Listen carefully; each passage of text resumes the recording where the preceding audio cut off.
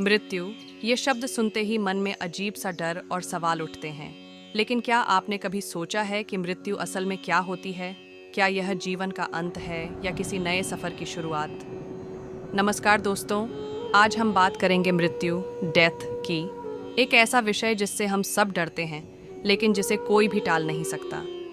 वैज्ञानिक, धार्मिक और दार्शनिक दृष्टिकोण से मृत्यु को कैसे देखा जाता है और क्या मृत्यु के बाद जीवन संभव है? इन सभी सवालों का जवाब आज हम इस वीडियो में जानेंगे। वैज्ञानिक रूप से मृत्यु तब होती है जब शरीर के सभी प्रमुख अंग जैसे दिल, दिमाग और फेफड़े पूरी तरह से काम करना बंद कर देते हैं। इसे क्लिनिकल डेथ कहा जाता है। लेकिन मृत्यु का यह विज्ञान कई रहस्यों से भरा हुआ है। कुछ मामलों में दिमाग की मृत्यु हो जाती है, लेकिन शरीर कृत्रिम साधनों से जीवित रह सकता है। इसे ब्रेन डेथ कहा जाता है। लेकिन असली सवाल यह है, क्या मृत्यु केवल शरीर की समाप्ति है या कुछ और भी है? Scientific perspective on death. एक मृत्यु के बाद शरीर में क्या होता है? मृत्यु के कुछ ही मिनटों बाद शरीर में कई बदलाव शुरू हो जाते हैं। रिगर मॉर्टिस, कठोरता, शरीर की मांसपेशियां सख्त होने लगती हैं। लिवर मॉर्टिस, रक्त जमना, खून नीचे की ओर जमने लगता है। डीकॉम्पोजिशन, अपघटन, कुछ घंटों बाद शरीर में बैक्टीरिया का काम शुरू हो जाता है।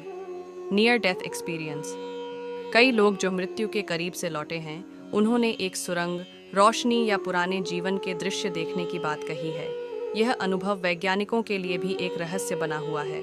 कुछ वैज्ञानिकों का मानना है कि यह दिमाग में हो रही केमिकल क्रियाओं की वजह से होता है, जबकि कुछ इसे आत्मा का संकेत मानते हैं। धार्मिक और आध्यात्मिक दृष्टिकोण। मृत्यु को दुनिया के अलग अलग धर्मों में अलग अलग तरीकों से देखा जाता है।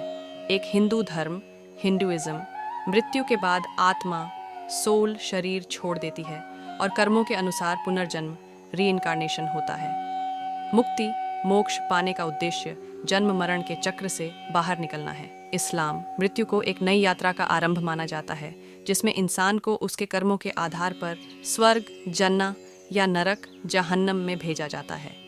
ईसाई धर्म, मरने के बाद इंसान की आत्मा को जजमेंट डे, न्याय दिवस के लिए इंतजार करना पड़ता है, जब परमेश्वर इंसान के जीवन का फैसला करेंगे। बौद्ध धर्म, बुद्धिज्म, यह भी पुनर्जन्म को मानता है, लेकिन यह कहता है कि मृत्यु के बाद आत्मा नहीं बल्कि कर्मों की ऊर्जा आगे बढ़ती है। दुनिया के हर धर्म में मृत्यु को एक यात्रा माना गया है, न कि अंत।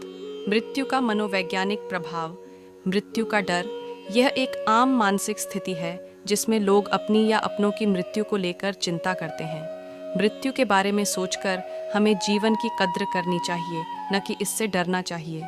मृत्यु के बाद क्या होता है? इसका उत्तर किसी के पास नहीं है, लेकिन कुछ सिद्धांत हैं। पुनर्जन्म, रीइंकार्नेशन। कुछ मान्यताओं के अनुसार आत्मा नया शरीर धारण कर लेती है। शून्यता, नथिंगनेस। विज्ञान के अनुसार मृत्यु के बाद चेतना खत्म हो जाती है और कुछ नहीं बचता। स्वर्ग या नरक, हेवन और हेल। कई धार्मिक ग्रंथों में इसे कर्मों के हिसाब से आत्मा के अगले पड़ाव के रूप में बताया गया है। लेकिन असली जवाब तो हमें तभी मिलेगा जब हम इस यात्रा को खुद तय करेंगे। मृत्यु से डरना क्यों नहीं चाहिए? मृत्यु अटल है, इससे भागा नहीं जा सकता, इसलिए इसे स्वीकार करना ही सबसे अच्छा है। मृत्यु हमें जीवन का महत्व सिखाती है। अगर मृत्यु नहीं होती तो जीवन की कोई कीमत नहीं होती। मृत्यु का मतलब अंत नहीं बल्कि बदलाव हो सकता है। अगर पुनर्जन्म या आत्मा का अस्तित्व सच है तो मृत्यु केवल शरीर का अंत है। मृत्यु और जीवन का संतुलन है। मृत्यु से डरने की बजाय हमें जीवन को पूरी तरह से जीना चाहिए। तो दोस्तों, अब आप समझ गए होंगे कि मृत्यु केवल एक अंत नहीं बल्कि जीवन का सबसे बड़ा रहस्य है। क्या आपको लगता है कि मृत्यु के बाद जीवन संभव है? क्या आप कभी मृत्यु के बारे में सोचकर डर महसूस करते हैं? हमें कमेंट में बताएं। अगर आपको यह वीडियो पसंद आया हो तो लाइक करें, शेयर करें और सब्सक्राइब करना न भूलें।